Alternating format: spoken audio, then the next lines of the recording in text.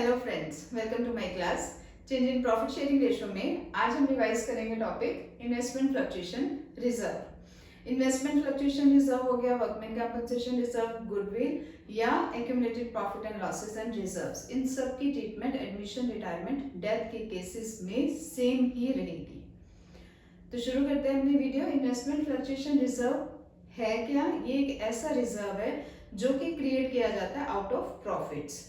क्यों किया जाता है ये क्रिएट? ताकि कल को अगर इन्वेस्टमेंट्स की वैल्यू कम हो जाती है तो ये रिजर्व्स यूज किए जाते हैं कि जितने से भी आपकी एसेट की वैल्यू रिड्यूस होती है उतना अमाउंट रिजर्व्स में से निकाल लिया जाता है और बैलेंस ऑफ द रिजर्व जो होगा वो डिस्ट्रीब्यूट किया जाएगा among the partners in their old ratio. तो इन केस इन्वेस्टमेंट्स की वैल्यू रिड्यूस होती है। अब ये रिड्यूस का कैसे पता लगेगा? रिड्यूस होने का पता लगेगा बुक वैल्यू और मार्केट वैल्यू के बीच का डिफरेंस। ठीक है, अगर मार्केट वैल्यू कम है बुक वैल्यू से, दैट मीन्स इन्वेस्टमेंट्स की वैल्यू रिड्यूस हुई है। ठीक है, उस केस में जितने की भी रिडक्शन होगी, जितने का भी डिफरेंस आएगा, उतने के डिफरेंस को हम रिजर्व्स में से निकाल लेंगे और बाकी का बचा हुआ रिजर्व्स हम डिस्ट्रीब्यूट कर देंगे पार्टनर्स को।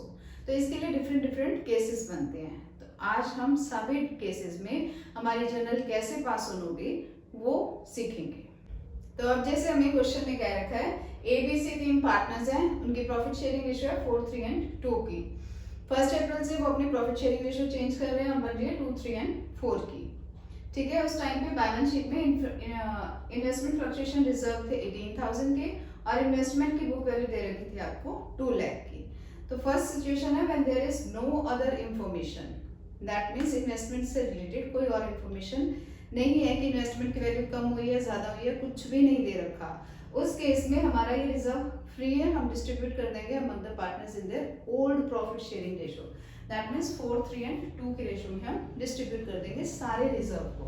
तो हमारी एंट्री क्या बनेगी? इन्वेस्टमेंट फ्लक्चुएशन रिजर्व को हम डेबिट करेंगे 18,000 से to A's capital, to B's capital, to C's capital.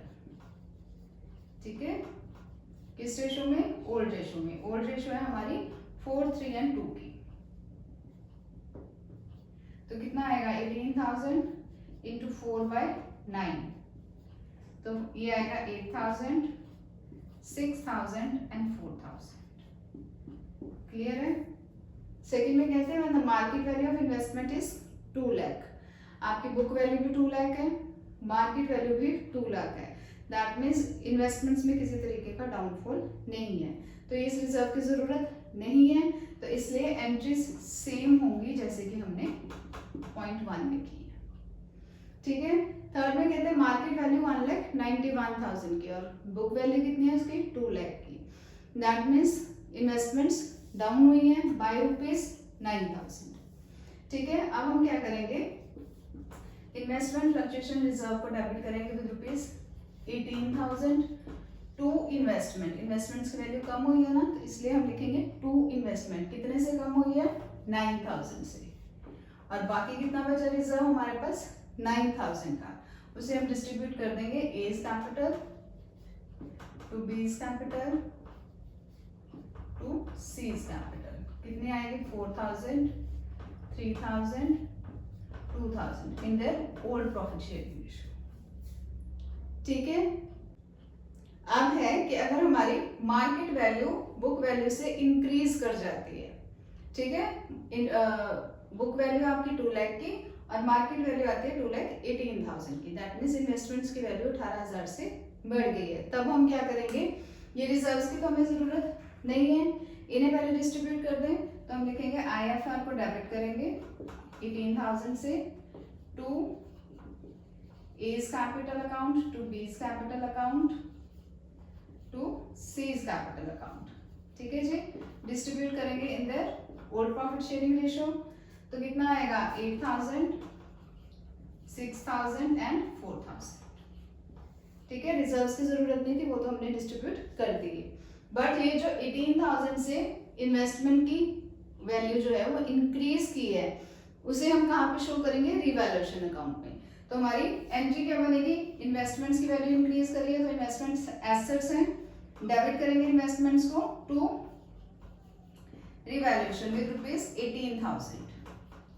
18,000 क्यों लिए? 218 और 2 लाख के बीच का डिफरेंस। ठीक है, अभी जो इन्वेस्टमेंट्स की इंक्रीज करके हमें जो प्रॉफिट हुआ है वो किस में डिस्ट्रीब्यूट होगा? पार्टनर्स में। तो एंट्री क्या डलेगी हमारी? रिवैल्यूएशन अकाउंट को हम डेबिट करेंगे to A's capital, to B's capital, to c's capital. ठीक है, कितने रुपीस? 18,000। डिस्ट्रीब्यूशन किस रेशो में? वही ओल्ड रेशो में। तो अमाउंट सेम आएगी 8,000, 6,000 एंड 4,000। क्लियर है?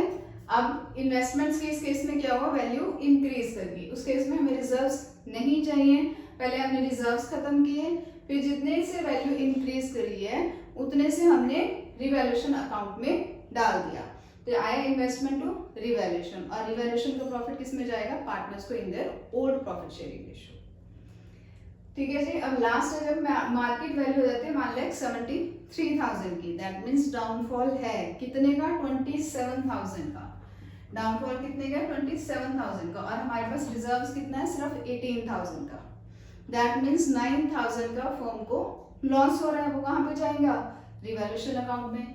तो हम क्या लिखेंगे? इन्वेस्टमेंट फ्लक्चुएशन रिजर्व को हम डेबिट करेंगे 18,000 से टू इन्वेस्टमेंट।